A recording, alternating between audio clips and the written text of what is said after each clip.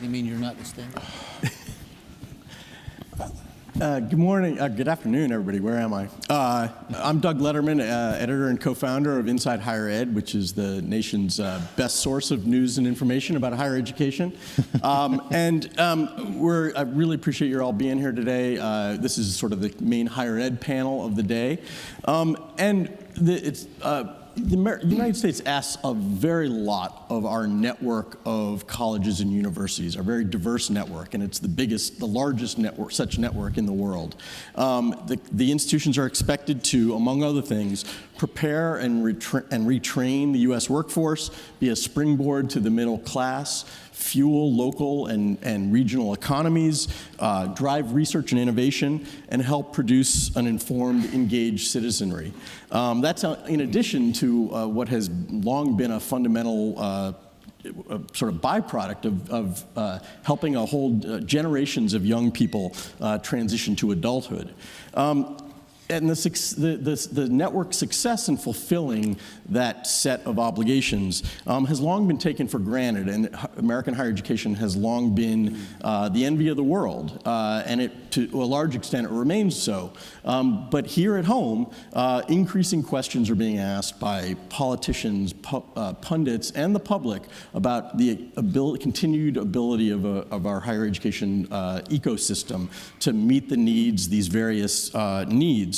Especially as the number of Americans going to college is radically continuing to increase, and the world that the colleges are preparing students for is changing faster than the institutions do. So I'm joined by a really remarkable group of college leaders, politicians, and others to discuss how well or not American higher education is adapting to this escalating demands on it, and what must change to ensure that it continues to be the driver of individual and national economic success that the country needs it to be. I'm joined by, I'm going to introduce them quickly. Most of them really don't need a lot of introduction, but I'm going to do so really quickly anyway. To my immediate left is Mitch Daniels, who's the president of Purdue University and the former governor of Indiana. To his left is Bill Hansen, who's the CEO of Strata Network, former deputy secretary of education. To his left is Congresswoman Susan Davis of California. To her left is Michael Crow, who's the president of Arizona State University, and at the far end is Ted Mitchell, who's the president of the American Council on Education and was an undersecretary of education under President Obama. So I'm going to start by asking them sort of in the moment of the day to grade the American higher education system on a sort of traditional grading scale of A, B, C, D, or F. The performance of colleges and universities collectively in meeting the country's needs at this moment. In what of the areas that I laid out or others is this sort of collective ecosystem performing really well and succeeding the most, and in which is it falling short? Maybe start with you, President Daniels. It was like asking somebody to give the class an average. You're giving an average grade because they're A's and F's, and you know, if I had to guess at an average, I'm going to say C or C minus right now. But that's not to mask the fact that there's some outstanding jobs being done, and I got at least one colleague here who represents one of those. But I think whereas in the aggregate there is a lot of work to do, is in delivering proven value. We've been a blessed sector in this for a long time, in the sense that the customer, the purchaser of our services, was inattentive to price, even associated higher price with greater quality. What a great deal.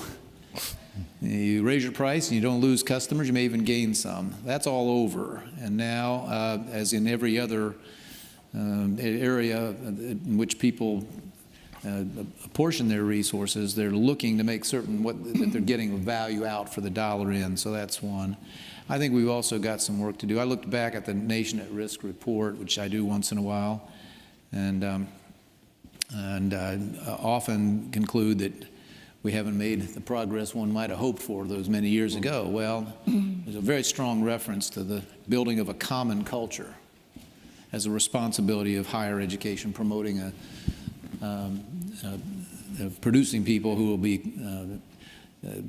qualify to be good citizens in a democratic polity. And there too, I think one could say that in many places we're fostering division and not common purpose. So I, for one, think that we mislead ourselves if we believe, and I sometimes hear at meetings like this, we're just not telling our story well enough. If those people out there just understood the value of what we're doing, it's a communications problem. I've heard that at businesses that were sinking, campaigns that were losing, and government agencies that were failing. So work to do. Bill? One of the things, I actually had the opportunity to work for President Reagan at the Department of Education for all 8 years back when I was a very young man, and really one of the terms that I loved was he had his theory of communism. It was the gate theory of communism, of when the gates are opened or people either entering or leaving your country, and the same thing with America. And so I'm going to qualify my grade, but to still say we've got a wonderful system of higher education. When the gates are open, we still have people wanting to come to our campuses, and especially to our terrific campuses that are represented up here on the stage. But I think Mitch, hit it well. I'd probably be C+ if I had to give a grade. And I think it's hard to give everybody, put them all in the same boat. But I think, really have some incredible challenges ahead of us. We're a very different system, and maybe we'll get to this later, but our system is built for the 1960s, 1970s. It's built for 18 to 24-year-olds, and when we have 36 million working adults with some higher education but no degree, 50 million working adults with a high school diploma, no higher education, the rugged economy we've had for the last 10 years, the fact is people need a different type of higher education that is not the residential type that we all take for granted, and that most of us in the room grew up with or have sent our kids to. And so that's where I think the grade deteriorates, because we have, I think, a huge national challenge on our hands to modernize it, to make it more meaningful to those families and those individuals who need it the most. And right now, it's not available, accessible, affordable, or relevant to them. Mm-hmm. Congresswoman Davis. I would reflect a lot of those thoughts as well, and it's very great to be here with all of you and to be among all of these experts. I think certainly for the traditional students, we are the envy of the world, and we continue to have students, individuals throughout the world who want to come here and study in America and to be at our research labs and to benefit greatly from that, and certainly to have that heighten their opportunities for themselves and for their families. But unfortunately, I think, as we know, and where we really have to focus our efforts, because the role here, I think, of the federal government and what we need to do is be sure that everybody has an equal chance to succeed. We can't guarantee equal results, as I remember hearing as a school board member in San Diego back in the, 80s. But we also have to have a keen interest and an obligation, I believe, to hold ourselves accountable for being sure that people can succeed in the system. And today, it's very difficult for a student who hasn't had the kind of preparation or the support or the financial opportunities to be able to make some of those choices as they look at many of our higher education schools throughout the country. So that's really our challenge, is how do we do that to be sure that all young people have that? And are there options that could be part of the higher education pathway that we haven't explored as earnestly, as robustly as we can? And that's part of, I think, what we're going to be trying to talk about here.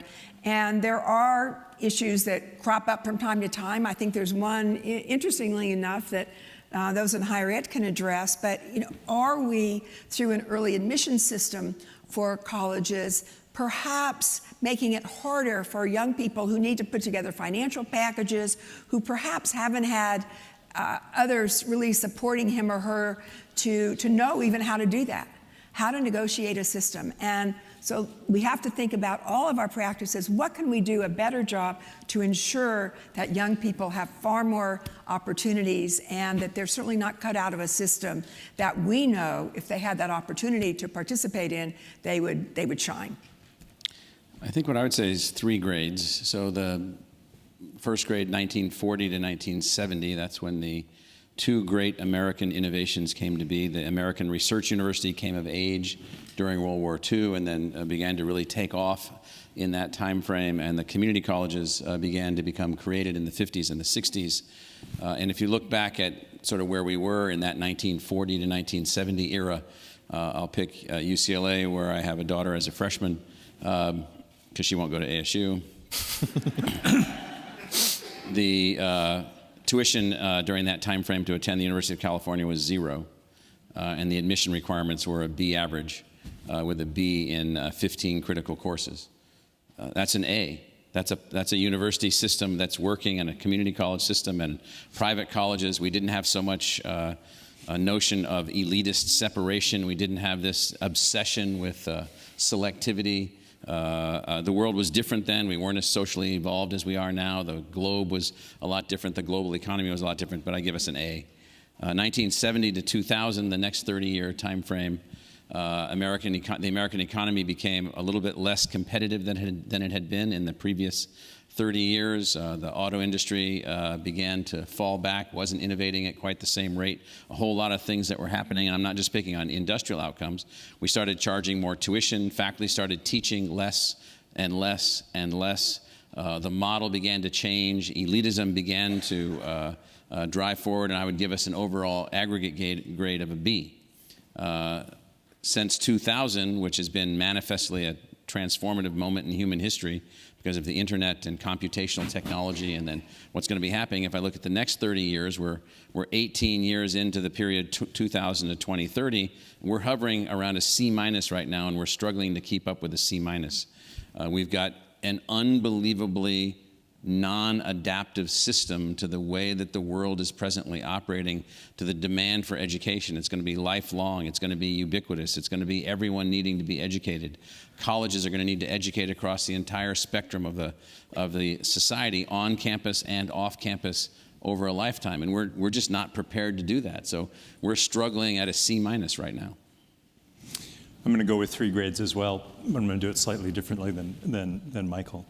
I think if you look at that sweep of history and look at where we are today, despite some of the challenges that we might have around issues of access, I think in access we get an A-. As one of the other unique features of our system is that we do a terrific job opening the gate to higher education, to what used to be non-traditional populations and are now the new traditional populations. That's an unambiguous good, but it's challenging. My second grade is for outcomes for people who move through the system. And there, I think, despite some challenges, we're at a pretty high A. The people who come to our institutions, whether they're community colleges or online programs or traditional 4-year schools, finishing still is a key to the ladder of opportunity, openings in the middle class, fulfilling lives, and increased civic engagement, and all of the other measures that that Mitch mentioned earlier. Third grade is how are we doing on actually getting people to complete? Completion grade, D+. We are challenged to make the promises we make to students when they enter our institutions to fulfill those promises. We need to do a better job. It's a big part of the discouragement that we hear, but we simply can't call it a success if we're not succeeding with half or more of our students. So I'm curious sort of how, that's an interesting alignment that Ted gave. There's been a lot of critique of the outcomes of late, and a lot of emphasis on sort of the sense that American higher education isn't preparing the workforce that we need. And this is coming at a time, as Michael described, of great change in so many things about the nature of the workforce, the nature of the world we live in. Do you think that do you agree with Ted's view that the people coming out of higher education are still pretty well prepared, but we're just not getting enough of them through? Do you think that's which is more or less, I think, Ted, the way you laid it out. Do you agree with that, or do you have do you come at it a different way? I don't entirely agree. I think that we've lost a lot of rigor in higher education. One reason that the credential, the diploma, is now being challenged and sometimes substituted for is that over time, people, employers, and others in the world beyond higher education found that it wasn't, as they thought, a proof of readiness for work or even citizenship. And so I think in the main, it is still the right goal for most young people, but it is not in every case served them well. A lot of people I know, a lot of employers came to view it as a proxy for the brains to get in the first place. But it wasn't clear that the student had learned much while they were at school. And now there are other ways you can get that same measurement, and the student has discovered that you might be able to credential yourself in some quicker and less expensive way. And Bill, Estrada is very focused on that college to career pathway. What's your sense of it? And I do want us to come back to the whole question of potentially alternative credentials. But how do you look at this question of the performance in terms of the output for higher ed? We've actually been doing a lot of work with the Gallup organization, and have actually developed a daily education poll that we've been doing for the last 2 years with 250,000 interviews, and it really has given us some powerful insights, both on the relevance of higher education for individuals, a big regret level, and so I do believe that there's a lot of information is going to be key, transparency is key, but maybe even going back to Ted's point too on the completion issue, I agree with the grade, and I'd even maybe give us an F when it comes to the lowest quartile. And I was reading a study the other day that go back to 1970, and the top quartile of economically of individuals graduating from college were 40%. Fast forward to 2015 at 60%. Done a great job. Congresswoman, do you want to add? Yeah, well, I know we're focused on higher ed here, but a lot of the conference, of course, is looking at K through 12, and that's really, the whole educational system, because if we can, at a much earlier age, I think, prepare students for just exposure to the world of work and help them to begin to think in terms of what is it that I'd like to do, how can I apply what I've learned, I think that we can perhaps have students be in a more readiness position by the time they're going to college and university. And it's true, today I think it's interesting, if you hear a college president say that they're so proud that they get students through school in 6 years, a lot of us would look back and think, well, I wonder why it's taking 6 years.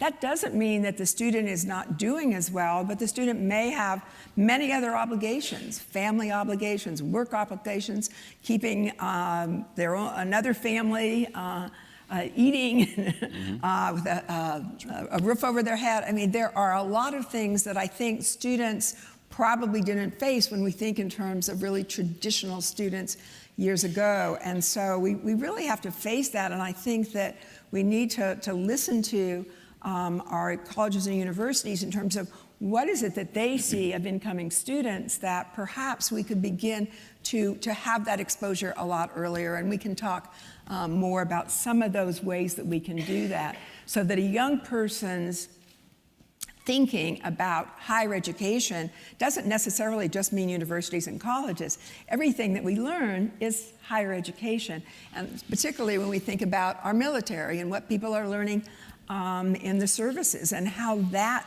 is perhaps they're learning and doing at the same time in a way different than maybe a student is doing even at the college level. Ted, since I asked people to respond to you, I figured you would do that. Well, thanks. And I want to come back, wind up by talking more about the military. I think that in addition, Michael, to it being a cultural issue, and Congresswoman, you talked about this in your opening remark, there just is there are a set of structural impediments that come from, Bill, what you said about our head and our policies being built around 18 to 22-year-olds, residential, an inoculation model of education where you come in, you get your stuff, you're gone, and you don't have to come back for any treatments. Not only does that not work anymore because of the rapidly changing economy, it doesn't work for the new traditional student, and the dislocations are not randomly distributed in the society. So finding ways for traditional institutions to behave differently, we've got two of the very, very best exemplars of that right here with us. Thinking about new providers who can provide analogs to traditional institutions, and thinking about making better sense of what people are learning in the classroom. I don't think that those are problems. I think that those are enormous opportunities for the sector, and really, really think that between Michael and Mitch and others around the country, we're starting to break the code of how institutions can behave to provide better pathways, multiple exit ramps for the students of today. So because we have this incredibly diffuse and diverse sort of set of institutions that really don't operate as a system, are we going to be dependent on individual institutions experimenting as Arizona State and Purdue and others do? Is that how? Because I guess I'm curious, as leaders of institutions that are out front and driving in certain directions, how do you generate more momentum across a very broad and diverse set of institutions? Michael, maybe you. Well, so the American tradition, even in higher education, has been to innovate, innovate, innovate. Only people lately have forgotten that. So the colonial colleges were not Oxford and Cambridge or Paris or Bologna. They were small colleges located in towns, funded, chartered by the government. The other schools were not. In other places, the second emergence of the public colleges, South Carolina, North Carolina, Georgia, Michigan, Virginia, the ones that got off the ground early, those were examples of the people stepping up, forming up colleges. Then the unbelievable land-grant tradition emerging in the middle of the Civil War. That was a huge American innovation. No one had any, and then the American Research University itself, with Hopkins in 1876, and then Stanford and Chicago being the first two that followed it. Those were tremendous innovations, going back to the publics in the second wave, the community colleges, the state colleges in California, things like that. Those were huge innovations. We stopped innovating. The class of institutions that we need going forward isn't even fully fleshed out yet. We need more types, more variety, more institutions, more alignments. President Spellings and I were talking earlier today about why don't we form leagues among universities that don't have anything to do with athletics, and so we can have the greatest programs in the world built around alliances, another innovation, another way to work together. And so the notion is, will it be driven by innovative forms? Yes. New types? Yes, because that's the way these things happen. I guess, and that's a question I want to, but so I guess when you say we've stopped innovating, I mean, you could continue that history you laid out. We had a whole group of institutions, of for-profit institutions that cropped up 25, 30 years ago. That worked less well. Well, they've had their flaws, and we've had a set of online-only institutions. So I guess I think you make a good point that higher education historically is not this sort of static. Right. But so are we just early in what we hope is going to be an era of? Yes, I think the answer is yes. Okay. I think things are converging in the right direction. Okay. Others, you want to jump in, please? I would even like to congratulate both Mitch and Michael, too. They've actually created the University Innovation Alliance, and just by the very nature of this dozen or whatever. Right. Today's Big Ten, right? Yeah, I mean, today's, there you go. It's an incredible group of innovative and disruptive individuals from the largest, most important land-grant universities in the country, and actually hired a young lady several months ago to work for us at Strata, Michelle Weiss, who used to work with Clayton Christensen and with his disruption work. And since she's so much younger, smarter, and hipper than I am, one of my favorite quotes of hers is she loves the ridiculousness. And if you look back 5 years ago of whether I would have had my 16-year-old daughter, jump into a car with a total stranger that she met on an app to take her to an undisclosed location, well, that's what we're doing today with our new technology, our new approach to transportation. And so, but these are the types of things that are happening with very bold actions that Mitch has taken with the Kaplan partnership and the other activities, and just treating students. And I just one of Michael's favorite comments too. They're very proud of who you accept and not who you reject. But and just one last item too. The polling that we're doing, I think this comes back to Congresswoman's point. We're learning a lot more too. That the most important things that are going to help students succeed are to be in an institution where they've got a professor or a faculty member that cares about them, have an apprenticeship or an internship program, have a project that's a semester long that's meaningful and related to their potential career. And all of the data that we're getting back shows that those types of indicators of success are going to create people that are going to be happy with their careers, happy with their pathways in life. And we just got to start applying these things that we're learning into a more meaningful element on our campuses. Ted, sure. Doug, I think you got it just right. I think that we're at the beginning, hopefully, of another age, so that our successors 20 years from now can say, and then there was that period from 2016 on. I don't know when the beginning point is. But I think that the behavior that we're seeing, we work with 4-year, 2-year public, private, for-profit, not-for-profit, and the energy around innovation, whether it's localized innovation, whether it's figuring out what's going on at the University Innovation Alliance and trying to bring that work into other institutions, trying to think through the policy changes that need to happen to make more responsible innovation possible. Technology. And then you've got the uses of technology, the growth and development of technology on and off our campuses, and you have the challenge of some new providers, which I know we're going to talk some about, that all of which is creating, I think, a really yeasty environment for reaching students in new ways, reaching new students in new ways, and giving them the skills that they need, not just once, but over a lifetime. I'm very excited about it. So Bill, you brought up Clay Christensen. He has pretty famously predicted that, it said a few different things at different times, but that significant, maybe even a majority of colleges and universities may cease to exist within 20 years. And we're absolutely seeing a modest uptick. I mean, we don't see institutions close. We're seeing a few more close and merge. I guess I want to broaden the conversation. So if this is actually a surprisingly upbeat conversation about, despite the grades, about whether higher education can adapt here. But there are a whole set of entities out there that are looking at different kinds of credentials and different ways of imparting and building knowledge and creating learners, as to use Michael's term. So how much do you think the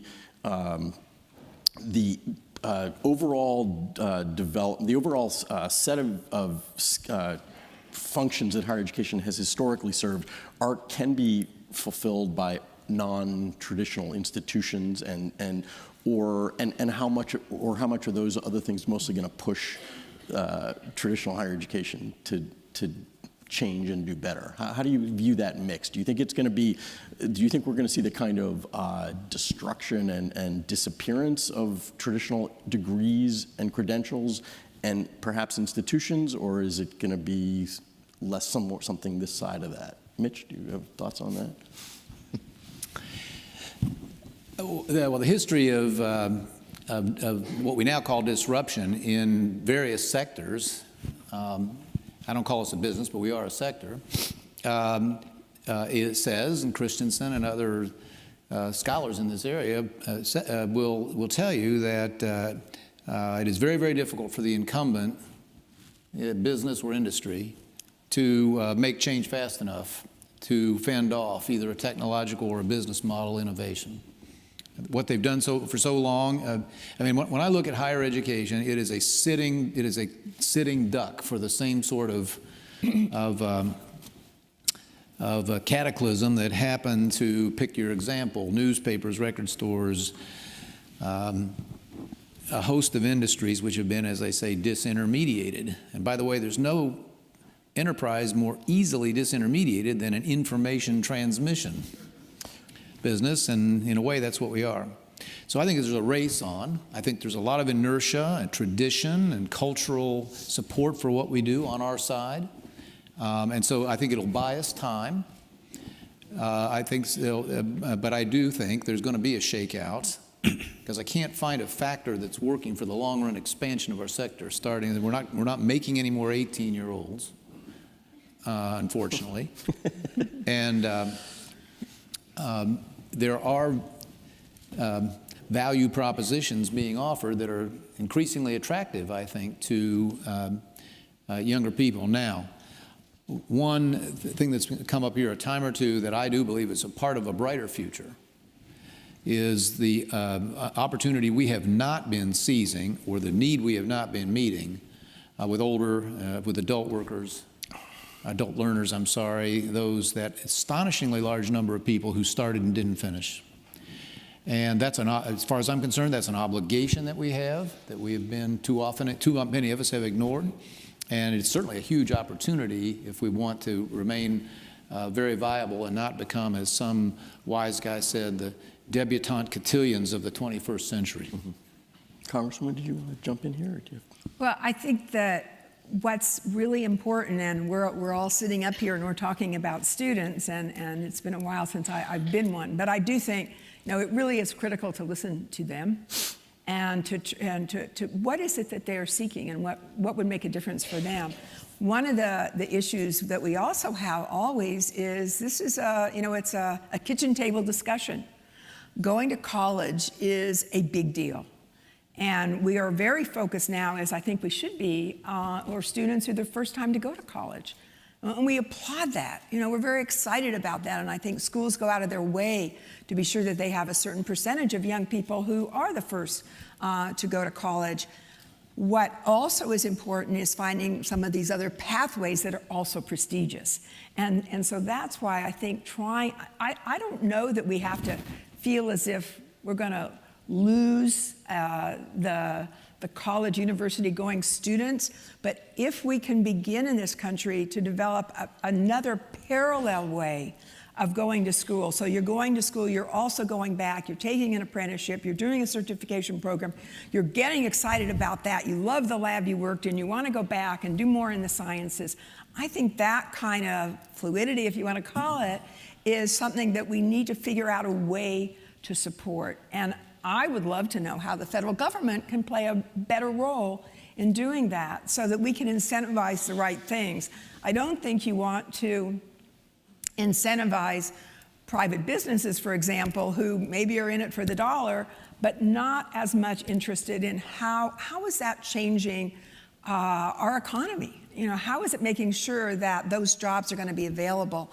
And our students at the same time getting the kind of lesson from the humanities that are also important to them, because what we want in workplaces are people that are multidisciplinary. We don't want people just learning one thing. We want people who can transfer a lot of their learning, and they can adapt, and they can work in groups, and all those good things that we want young people to do. And I don't know whether the programs that they're going to necessarily are doing so much of that. I'm a little more in tune in some ways in San Diego with our public education system, and I see some great examples there. So they are working to develop young people who can do that kind of President Crow. Some fool a few years ago asked me, he said, why do you have to have anybody teach calculus, and why do you need new books in calculus? Calculus has been the same for 400 years. I said, really? Calculus is a relatively modern mathematical expression which has been modified and advanced every month for the last many hundreds of years. It's a constantly evolving thing. And so the reason I bring up this notion is that we have to understand that there's not going to be less learning, less knowledge, less need to know. We're going to be trying to understand things that we can barely understand now. Think of Mr. Zuckerberg yesterday. And so the reason for bringing this up is that it's all going in the opposite direction. Learning is going to become this ubiquitous thing. Do we have the right mix of institutions to carry out what's needed? No. Do we have the right configuration? No. Did the for-profit sector make a mistake by calling themselves colleges and universities as opposed to learning centers, learning companies, providing services, doing this, doing that? Probably. They could have done things in a different way, and many of them would still be around, or at least doing better financially if they had done that. I don't see everybody, biting the dust like Professor Christensen says. I see everybody innovating, clustering, linking, partnering, linking with technology, moving in new directions. And so I see it as a huge opportunity to move in a new direction, for which there's probably likely to be new types of institutions, new alliances between institutions, new notions of learning and so forth. But the most important thing is that this is not static. Everything is accelerating. Mm-hmm.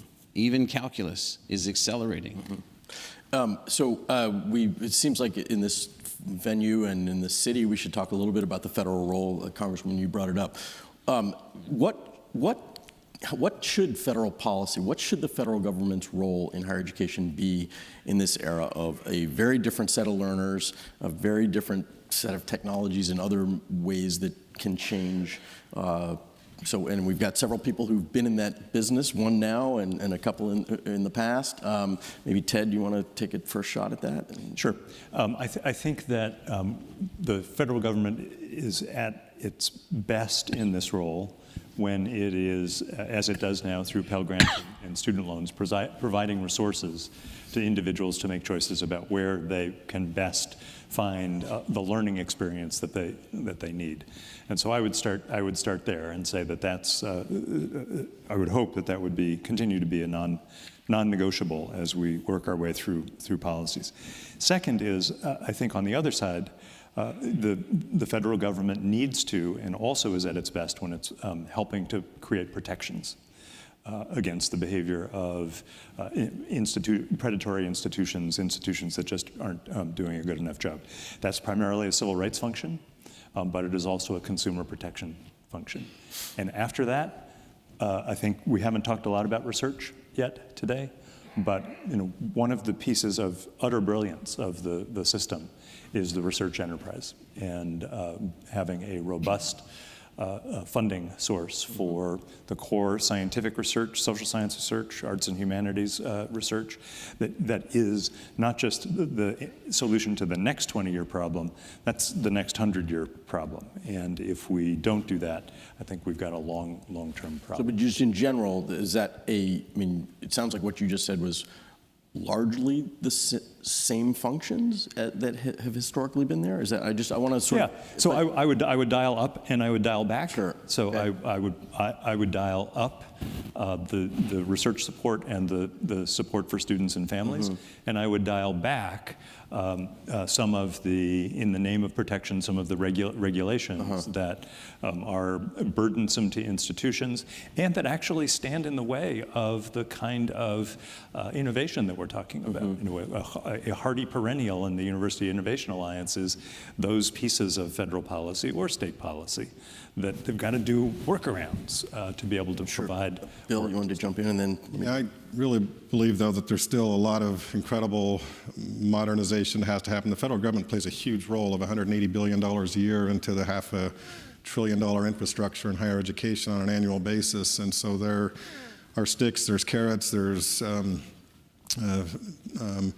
but I would say one of the biggest challenges we have, and I go back to even President Reagan was in office, there just is an important role for the federal government to be the equalizer. And I think to Ted's point on, it was created, and most of its programs were even created before the department was, whether it's special education or the civil rights protections or the Pell Grant program or others to help create the equal access and opportunity for our disadvantaged students. But at the same time, one of the things that the federal government, after 15 years of still recovering, for the last 15 years being gone, is one-size-fit-all rules and regulations don't work. And the federal government can sometimes help spur innovation and reform, and other times it can suffocate it. And that's where I think you've got to be very balanced. I think our accreditation system is broken, and I think it needs to be modernized with our where all the new trends and challenges of the future are. Our world is changing. It's getting smaller through technology and globalization. We've actually got to be more flexible, more pliable, more able to meet the future needs and the really accelerating future needs. And the one-size-fit-all type of natural instinct that Washington always brings to solutions to bear is something I think we've got to be very wary of and very cautious of. Yeah, please, Michael. So a number that's, I think, really important that we lose track of in all of the things that we seem to argue about in politics these days is we need 4% economic growth, not little meaningless discussions about 2%, 2.3%. Maybe we're going to have 1.6%. We need 4% economic growth, not so that we can all become fat, rich, and happy, but so that we can continue to accelerate social mobility in the United States. So social mobility requires economic wealth generation. It requires the distribution of that economic wealth generation across the population. You can do that through taxation and redistribution, which is not advisable, or you can do that by providing for social mobility to people through educational attainment. And so the thing that we need from the federal government is to make certain that we stay focused on social mobility as a core objective, that we make sure that no one is left behind. So we've got 160 million people in the lower half of our family incomes, and we have a 15% college attainment rate. As Bill said earlier, we have a 1.5% improvement in the college attainment rate for people in the lower quarter of our family incomes in the United States. That's the population of Germany in the United States. Our economy is not going to grow 4% if we're leaving half the population behind. And I'm not talking only about college. And so what we need is a focus on 4% economic growth. The Department of Education should be focused on economic success of the United States through educational attainment. The Department of Education should be focused on enhancing social mobility by every possible means, but not through redistribution. And we should be focusing on access by ensuring it through Pell Grants and other mechanisms that people are then held accountable for the outcomes. We shouldn't be giving Pell Grants to people to go to college that people don't graduate from. And so they shouldn't get those. They shouldn't get college loans to go to places that don't produce graduates. We need accountability in all of this. And then lastly, we have I don't know what it is, $1 trillion industry in education if you count every tuition dollar and so forth and so on. And it's got a really poor research track record. It does not have research devoted to enhancing learning outcomes. We should have devices, tools, mechanisms that are unbelievably powerfully driven towards the individual learner. Don't know why we don't have those. We should have those, and then we'd have more economic growth as a function of that. So that's what I think the federal government should focus on. Anybody else? Congresswoman? I loved Just hearing taking all advice? of that, frankly, because if I were to give our effort a grade in trying to live up to what that role should be, I think we're probably around a C-. And that is disappointing because I don't think the kind of robust discussions are occurring at that level in really defining what is it and who are we? You know, how can we play that role better? We certainly have a protective role, and I think that, and in the financial, it's kind of leveling the playing field for young people. But in reality, it doesn't quite happen that way. And we really are not securing the resources for education, for the community colleges at the state level. Our higher ed universities, I think, are finding their way because they do have a lot of support in the community. But our community colleges, as we know, that are doing a tremendous job today in making sure that people are aligning with the skills that are needed in their community, still doesn't get the resources that it really needs to perform in a way that they, I think, can. So all of those issues should be discussed more, and so I welcome the push. President Daniels, anything from your seat in Indiana? Well, correlation is not causation, but if you buy Michael's declining grade report that he gave the system, you would observe that the more the federal government has done, the more the federal government has spent, the worse the grade has become. And, you know, that's, there are certain respects in which that's hard to argue with. One reason college costs too darn much today, this is all very well established now, is that with the best of intentions, we've flooded the marketplace with loans and grants and so forth, and 70 cents or something of that went into higher ed's pocket. It has made it all too easy for costs to rise to the level that causing a lot of the problems we have now. The only other thing I'll say that might be additive is, I mean, what the biggest threat to this country long term is the biggest near-term threat to higher education funding, which is an entitlement, so-called, system which is devouring the federal budget. And it's putting an inexorable squeeze on spending for very necessary government programs, everything you call discretionary, and starting with education. And we can talk all we want about more resources, but until somebody agrees, until a lot of people agree to attack that problem, you're not going to be able to increase them. In fact, you're going to see them inevitably squeezed and shrunken. Well, the author of the hypothesis you referred to is coming up next. I think we had. Do we have a question from the audience? I was told we did. Over. Yeah, please. We do. I'm over here. Good afternoon, and I want to thank all the panelists. I represent a small private liberal arts college that happens to be the alma mater of Ronald Reagan. I'm Dr. Jamel Wright, where I have the honor of serving as president of that college.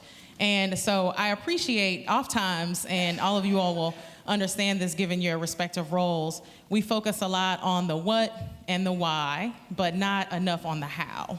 So we've diagnosed the problem, we figure out why it exists, and not enough on the how. So I also commend you all on starting to really address some of the hows and the how-to. So I want to challenge that a little bit and use President Crow, a couple of things that you talked about in terms of connecting and different size institutions working together. And I want to just challenge all of you all to answer that question of how exactly do we move forward with that process. And I'm going to use not 12 years, but 15 years, which will put us 50 years out from this report, A Nation at Risk.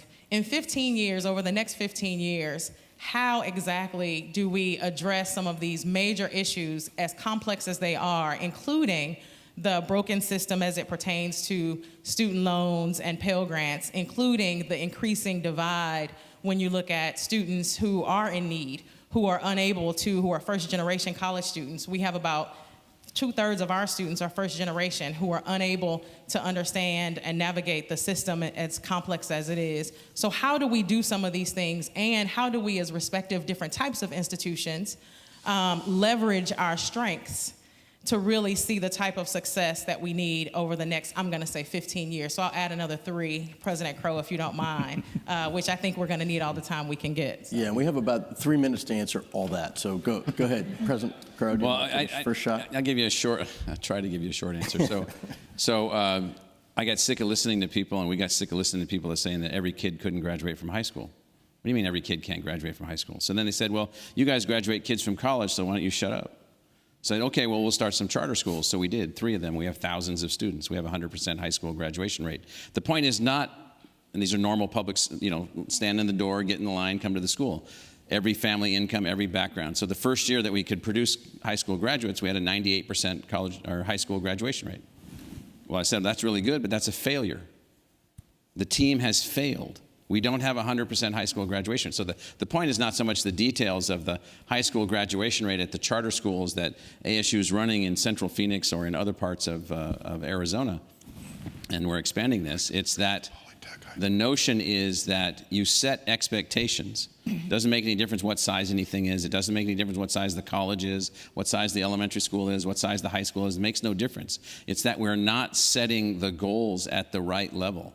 100% high school graduation rate, 100% something after high school. You keep learning after high school, regardless, military, vocational school, chef school, whatever, college, associate's degree. You're going to keep going. If we start setting the goals and take no excuses to attain the goals, then we're going to see the kinds of changes in relatively short time frame. Anybody else want to have jump in, or do you want to let that be the last word? Mitch? Prioritize costs. We announced this morning that we will extend to year 7 a no tuition increase, and our school will be less expensive to attend in 2020 in nominal dollars than it was in 2012. We followed you with no That's a tuition start. increase too. Yep. Why 4 years? Why not faster? Our liberal arts college now offers all its degrees on a 3-year track. Use a little summer, heavy up a little, same number of credits, but move through faster, therefore less expensively, start life a year sooner.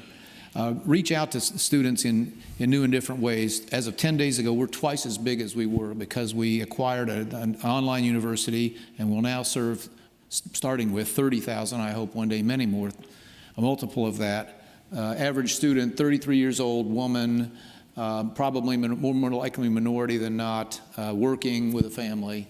That ocean of people who can really improve their lives if we can find a way to reach them, and many of our institutions have not been attentive to that before. So there's huge opportunities. We can make that kind of transformation before we are devoured, by the disruptors, but there's no time to lose, and simply tweaking the model we've had probably will, unless you're sitting on a bulletproof endowment, is probably not enough.